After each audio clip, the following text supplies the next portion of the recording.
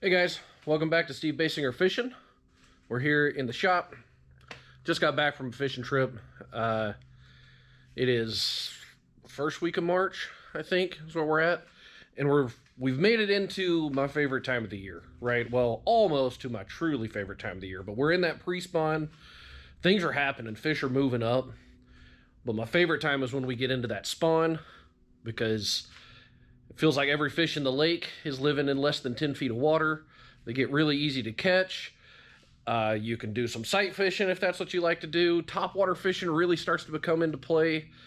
And it's just a lot of fun. I love this time of year. So I thought I'd take this time and talk about some baits that I like to use this time of year, that really come into play for me, where I'd like to fish them, stuff like that. So come along with me and let's do that. Okay, guys, like I said, we're starting to get out of the pre-spawn, getting really close to being straight up in the spawn, right? Like here in Oklahoma, we're probably close to a month, maybe a little less away. Today and last weekend, I was seeing water temperatures right at about 60. So things are going to pop pretty quick, but it's not just about water temperature. It's also length of the day and a whole bunch of other stuff I'm not really going to get into in this video. But needless to say, we're close, getting pretty close, right? So let's talk about how I kind of start to transition from pre-spawn to spawn. Now, be clear, when I'm on the water, I'm thinking about both. I'm going out there with the outlook of I'm going to target pre-spawn fish because they tend to be the easiest to catch once you figure them out, and they tend to be the least temperamental and the biggest. But I do find myself getting distracted once I get shallow and I see spawning fish everywhere. So I'm going to go into the day looking for pre-spawn fish, or planning to catch pre-spawn fish. I'm trying to find pre-spawn fish, but I'm also keeping it on my mind that, like, hey, water temperatures seem right. Trees are starting to bloom. Like, things seem right. There's a very good chance I'm going to see fish up shallow. We should check that out too. So let's just say that's where we've made it to, right? We're feeling like there's probably some fish spawning. So the first thing to go about that is, how do we find them? So we're going to go into your stereotypical spawning pockets, right? I'm going to get away from the mouths of the creeks, and I'm getting into either going further, halfway or so or more, into a major creek arm, or I have found times when it's kind of late in the spawn where I'm finding fish in pockets right off the main lake. Like, river channel runs right up next to this pocket. That's where I'm finding like the latest spawners at. But anyways, I'm going to go into areas where I feel like this is where fish should be spawning, and then I'm preferably looking for some type of cover that a fish would like to spawn to, whether that be stumps or grass. I'm looking for a hard bottom regardless of what we're at. Depending on where you're at in the country, that could be like pad stems, it could be cypress knees. For the most people, that tends to be some type of pea gravel, rock, sand maybe. It depends on where you're at for sure. But I don't want something soft. My theory is that fish don't like to lay eggs in that because it silts over the eggs, and then I think you get like a bad hatch rate there. But looking for cover, isolated cover preferably, around hard bottom, because bass like to get next to something, maybe not like butted right up against it, but they like to get close to something because that's less area they have to protect. So I'm going to go around places like that, and I'm still going to throw baits that I can use to search, right? Now, maybe I catch a fish on this, maybe I don't, but it's normally something that a fish will show itself, right? So one that I like to start with is some type of topwater. And I find myself normally going for a frog. This is a Gambler popping frog. I like this one because it's got a little bit of a rattle in it. It's real soft and good strong hook in it. Skips real well too. But I find myself reaching for this first because it does draw a lot of strikes, but I can throw it anywhere I want, right? I'm not necessarily throwing it out in open water, but for example, at the tail end of the spawn last year, I was on Lake Tenkiller here in Oklahoma. Water was high, not real high, but water was high, and it was in the buckbrush. And I was able to skip this into pockets in the buckbrush. You know, there's not really anything else topwater wise that I could put in there and actually be able to get out. And I got a ton of bites in there. The negative about this is that even when they're eating a frog really well, they tend to miss a frog, you know, pretty often. The hookup ratio is not great on a frog. Well, when they're spawning, it's even worse because they're not typically trying to eat anything. They're normally just trying to scare it out of there. You know, maybe you've just really made it mad and they'll like actually eat it, but you tend to miss a lot of fish on a frog. So if it's not the thickest, nastiest of cover, or if I've had one get itself to show with this, what I also like to do is throw a popper, right? Still a popping frog, right? So popper, popping frog. Action is very similar, right? They're both relatively subtle. I guess it depends on how aggressive you get with it. Profile of the bait as far as length and whatnot is about the same. And the action is a lot of, I mean, you can get them both to walk, right? I obviously can't put this everywhere I want to put that frog, but I can still put this around isolated cover. And because it's got the treble hooks on it, I tend to have more hookups. I will say, I don't want to say I lose more fish, but don't expect them to just swallow this thing. They're going to slap at it pretty often, but whereas they would miss the frog when they slap at it with this, you're going to get a lot more of them with the popper. As far as colors, I reach for bluegill colors first most of the time because that's typically what you see on a bed. That bass are the first thing that really pisses them off. But there's other things. We'll kind of get into that in a little bit. But maybe you go with a shad color. Sometimes there's bass still spawning when the shad spawn happens. So you can kind of get a 2-for-1 there, if you will. But I don't actually think color matters that much, particularly when it comes to a topwater. It's more of a confidence thing, and I like the bluegill one. And this one was the old custom painted one that I got that they did a really good paint scheme on. I like that one. Another good search bait that people don't consider this much of a search bait, but you can definitely cast this as you're going down the bank, is just a Senko, right? Because you can rig it in a bunch of different ways. I don't know if this one actually is legitimately a Senko. It's soft like it's one.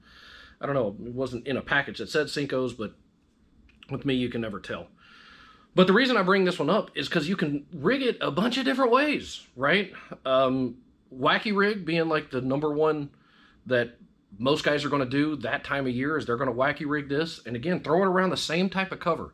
If I had something blow up on the topwater and miss it, I'll throw this. This is the very first thing I'm throwing. I'm throwing a topwater, or I'm throwing a wacky rig in there, or if the cover is just a little more hairy than I'd like to deal with, I'll just Texas rig this. And I'll throw it on, when I'm wacky rigging it, I'm probably throwing it on a spinning rod because I want the lighter wire hook, therefore I want the lighter line.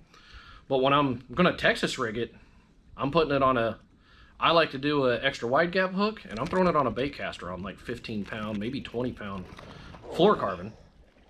And again, just throwing it around the isolated cover, anywhere that something blew up on the topwater and missed, or if they're just, it seems like there should be fish here, but they're not blowing up on the topwater, I'll throw this thing. Super versatile.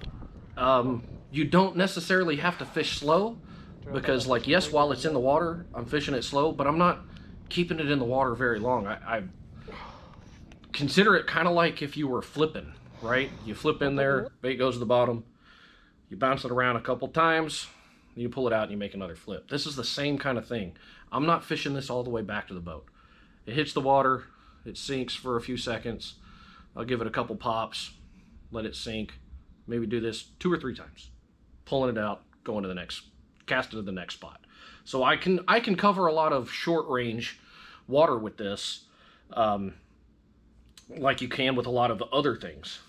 Something else I like to search with is, particularly if I have grass and some fairly clean water, are these, you know, what people call speed worms. This one is a, this one might be a Zoom. I think it's a Zoom. It is, yeah, that's a Zoom. I don't know, maybe that's an Ultra Vibe speed worm. I don't know. I also throw the Gambler burner worm a lot. I really like that one. It's got a lot more thump than this one. This is a more kind of finessey version. But even so, this is much like a kind of finesse style swim bait. I can fish it. It's not overly intrusive. Works well spawn clear through the post spawn when you get around fry garters. This is another thing that works really well. You can, I like to dip the tail, a little bit of the tail in chartreuse. It imitates a bluegill again. And the reason I like it, or one of the reasons I like it, is because yes, I can throw it out there, I can cast it out, reel it in, put a very light, like a 16th ounce or maybe even lighter bullet weight on there, and I can fish it like a spinnerbait or a swim bait. But I can also drop it and drag it and just really slow it down, drag it across a bed or what I think might be a bed, or drag it over limbs, just like I was fishing a regular worm, and it will get bites that way too. And most of the country does not throw a type of worm like this. I can say here in Oklahoma, not many guys have this in their boat. So you're showing the fish something they don't see very often. And then one of my very favorites that you just do not see very much anymore. It was more common when I was a kid. I don't see it there very much now. Is a Merthiolate floating worm. This is actually a trick worm. So like floating worm, not really, but it floats pretty much like a floating worm. It doesn't just straight up float. It is going to sink. But I like to rig this up on a spinning rod, maybe like 10 to 15 pound braid, and then about maybe 2.5 foot leader of 10 pound fluorocarbon, maybe 15, and a light wire offset hook. So, because I don't want this to sink too much. Oh, and then a little bit of a swivel, because this is going to twist up a good bit. I don't want it twisting up my line. And I'm going to, again, fish this around all the isolated cover. I may throw this just going down the bank, going from, cover to cover. And it's visual, right? You can see fish if you're watching it from a ways. This is not a thing I let sink down. I'm fishing this fairly quick.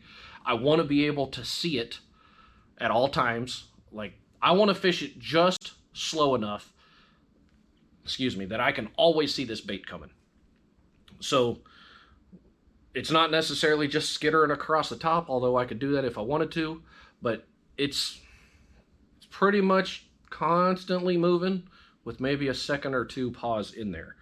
But again, it's very visual. You can see it when fish eat it. A lot of times they do just straight up eat it, but you'll see them come up and move the bait, right? Maybe you didn't actually see the flash, but because this is so bright, you'll see this bait where you twitched it and then something literally swatted at it. You couldn't see the fish at all, but you could see the bait move.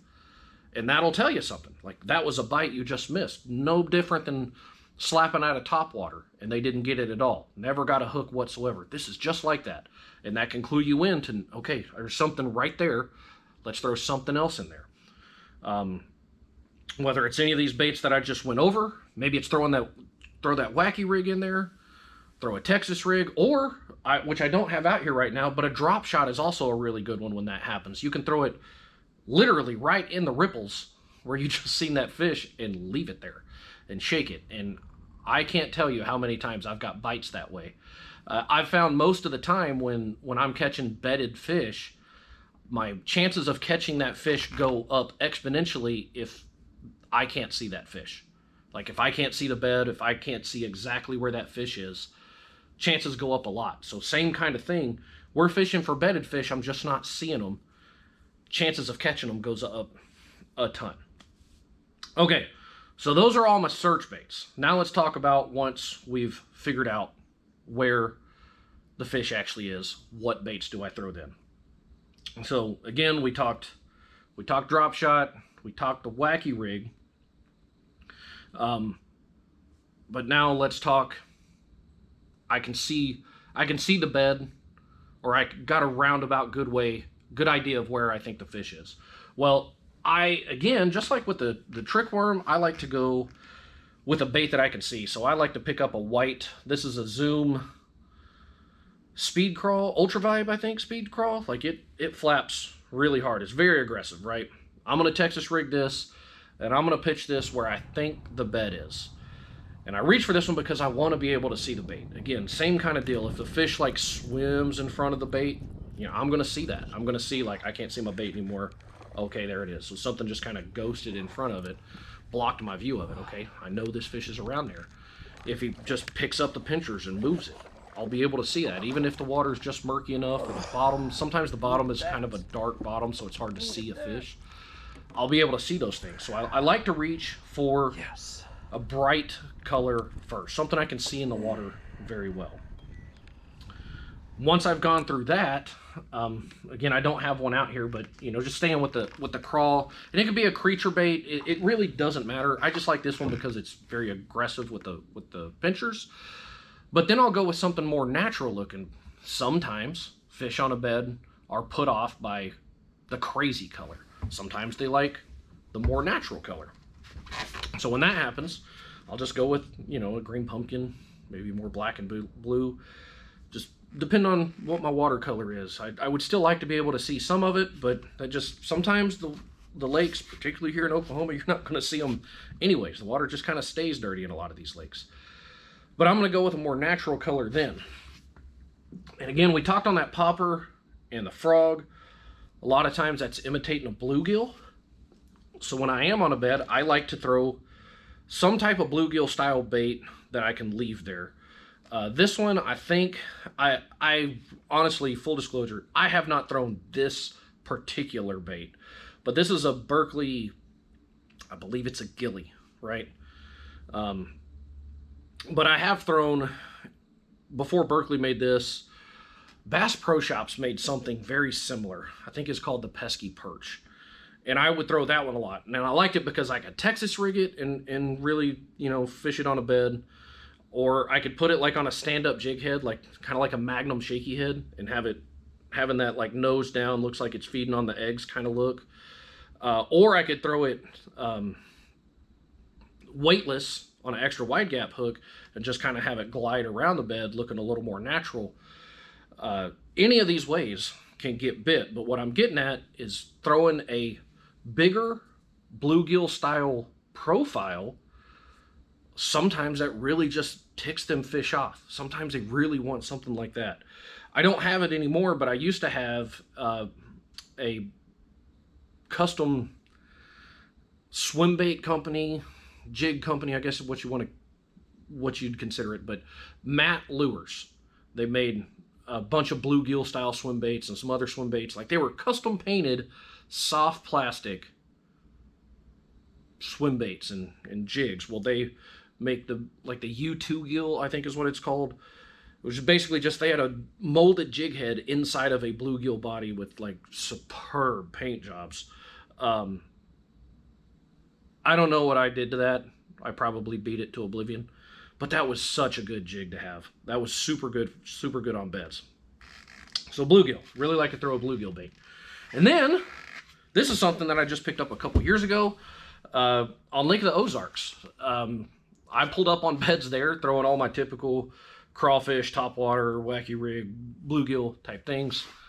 And I caught a couple, but you know, for the most part, most of the fish didn't react at all.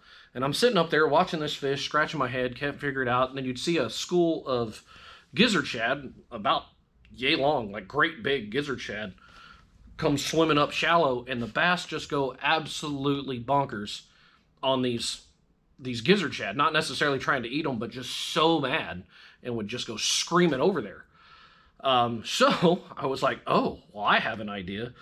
And I didn't have what I'm about to show you, but what I did do was I took, I had like they're soft plastic, but they're like solid body boot tail swim baits, like 6 to 8 inch long swim baits. And I would rig those up with a big extra wide gap hook. And I also rigged up a Stinger treble hook, because it's such a big bait, it's hard for the fish to like get the whole thing. But I would come in, I could swim it in, and you'd watch the fish come and follow it, or I could just let it drop on the bed and sometimes like kind of pop that around, and fish would go nuts over that. So that clued me in that you can throw gizzard shad style baits and get bites. So that brought me to this. This is the 6 Sense Panorama. I think this is like the 6.5 inch version. Same kind of thing. You can do a lot with this. I've put it on a belly weighted swim bait hook, which I rigged it like flat where it was like that because I wanted it to glide. I have put it on a drop shot. I didn't really like the big one on a drop shot that much, but I've Texas rigged it. There's a lot of things you can do with this thing, and I mean, you can see it's pretty supple for a, you know, kind of painted bait. I got a lot of fish on this last year when they were on beds. I couldn't believe it. What sucks is they just don't last very long. Like, it's very soft and it tears up pretty quick. But you can catch a lot of fish on this thing for sure. All right, now the last thing that I like to do with the beds, you can consider it when I'm sight fishing, you can consider it when I'm still searching for a bed. But I like to throw bigger swim baits. Don't have any of them here, although I have one somewhere and I don't know where it is. I should really clean this shop out. But glide baits, okay? I'm not talking like the 9 inches, like those are probably work too, but in that like 5 to 7 inch range, I think is really good. You can get them in bluegill styles. You can get them in, you know, shad styles, gizzard shad styles, crappie. I've seen bass get mad at crappie when they're coming by. But I like them to where they're either a float version or a very slow sink, because you are going to fish these in very shallow water. You want to be able to see the bait, and you want to be able to, you know, in essence, walk the dog under the water, right? It's visual, but it's not top water. And the more you can kind of get it to glide in that bed or close to that bed, the more it's going to piss that fish off. And you can get them to eat that a lot of times. And again, you can use that to search for beds, or when you have one, you know, nailed down, you know where it's at, you can throw that over and over again to get them to bite. So another really good tactic that I like to do this time of year. All right, guys, that's going to be it for this video. If you guys liked any of this, leave me a like and a comment. I would like to know what baits you guys like to use. Yes, I'm trying to steal your secrets too. I'm trying to sell you. Ain't no money in this. Trying to share with you my ideas, so I'm trying to steal yours too. So please drop a comment down. Let me know how you like to catch them in the spring, whether that be pre-spawn, post-spawn, because that's going to be another video. Post-spawn's also a lot of fun. I like all the spawn. It's all fun. Pre-spawn, post-spawn, sight fishing. How do you like to catch them? Tell me about it. Until the next time, guys, we'll see you on the water.